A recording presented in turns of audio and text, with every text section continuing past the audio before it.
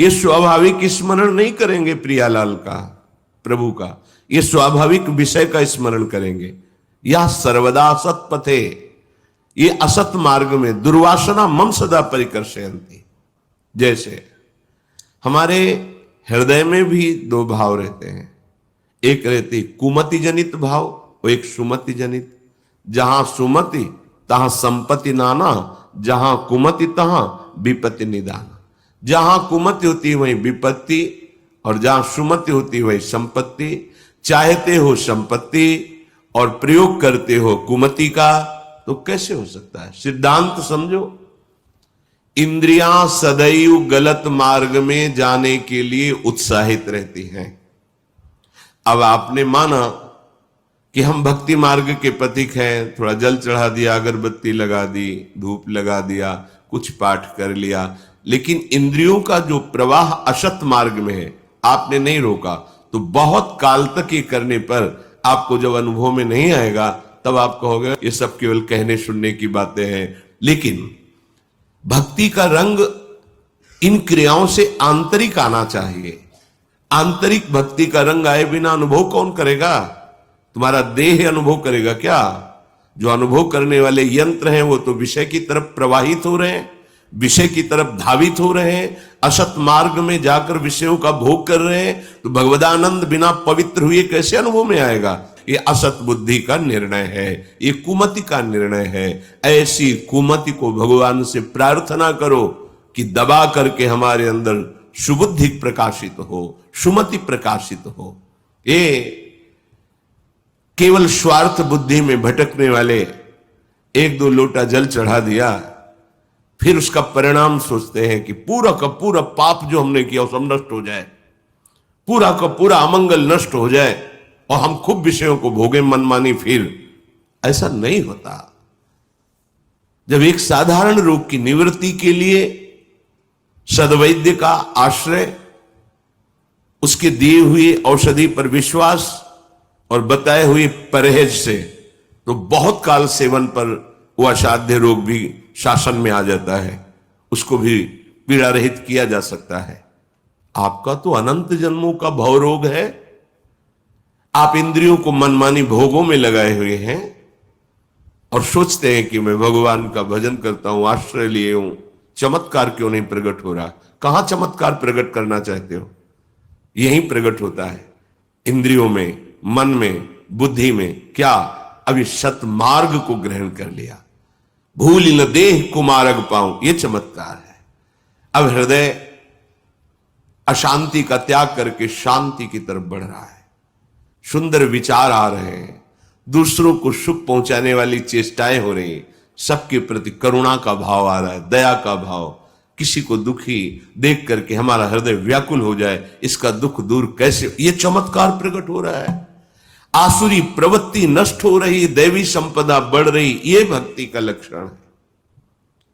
अगर आप सोचे भाग्यवशात कभी भजन हो जाएगा, हमारी इंद्रियां विषयों से, कभी नहीं, आज तक नहीं हुई। कह रहे हैं कस्मिन निमिषेपि, निमिष कहते पलक झपने को, ना स्मृत महानंदाब्धि राधा प्रियो, महा आनंद समुद्र श्री श्यामा श्याम का ये एक निमेष भी चैन से भजन नहीं कर सकती। स्वाभाविक इंद्रियां नहीं कर सकती, स्वाभाविक ये असत पथ की तरफ जाएंगी। सद्धर्मई सदुपासनई विरहितस त्यक्तोखिलई सदगुणई।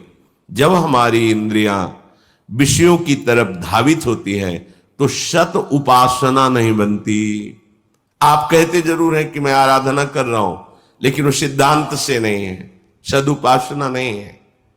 उसके लिए सदगुरु का आश्रय लेकर, संतों का आश्रय लेकर, शास्त्र सम्मत, तस्मात् शास्त्र प्रमाणम ते, तभी बात बनेगी।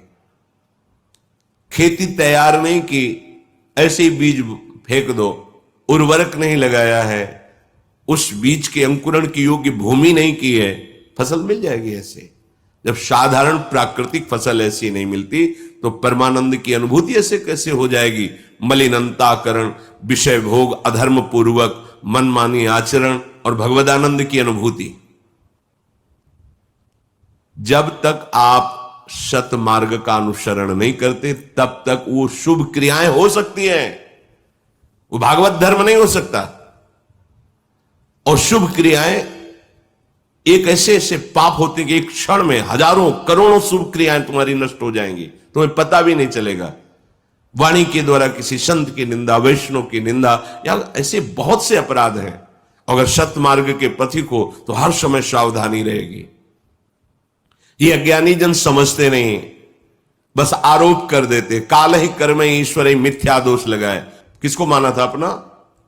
किसको माना था?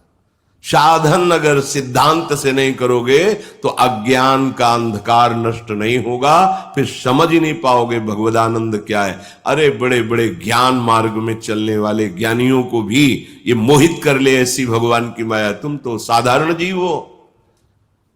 ठीक सिद्धांत से चलोगे तब परमार्थ का, तब इस माया पर विजय, तब सर्व पाप नाश, पाप प्रवृत्ति का नाश, फिर परमानंद की बाढ़। अगर कुमति जनित प्रेरित होकर इंद्रियां जो विषय मार्ग में जा रही हैं अधर्माचरण के लिए, उनको नहीं रोका तो कह रहे हैं सद्धर्म ही आपका शत धर्म नष्ट हो जाएगा। सदुपासनैर आपकी सद उपासना का मार्ग ढका रहेगा, आप समझ ही नहीं पाएंगे कि सदुपासना कहते किसे हैं। त्यक्तो अखिलई सदगुणैर, जितने भी भगवान को प्रसन्न करने वाले सद्गुण सब आपका त्याग कर देंगे यदि आप मनमानी आचरण करेंगे, इंद्रियों को अधर्माचरण में लगा देंगे। हा हा सोहम अनल्प मोह उपयाम्येकम तु वृंदावनम। श्रीपाद कह रहे हाय हाय बड़ी गलती हो रही है, बड़ी गलती हो रही है। हम ना अपनी इंद्रियों को संभाल पा रहे हैं, ना मन को संभाल पा रहे हैं, ना धर्म से चल पा रहे हैं, और ना हमारे अंदर कोई सद्गुण है कि हम प्रिया प्रीतम को रिझा लें। एक पलक झपकने के समय के लिए भी मैं एकाग्र नहीं हो पा रहा हूं। तो बोले फिर भी तुम वृंदावन का आश्रय ले लो। वृंदावन तुम्हें संत महापुरुषों के वचन सुनाएगा।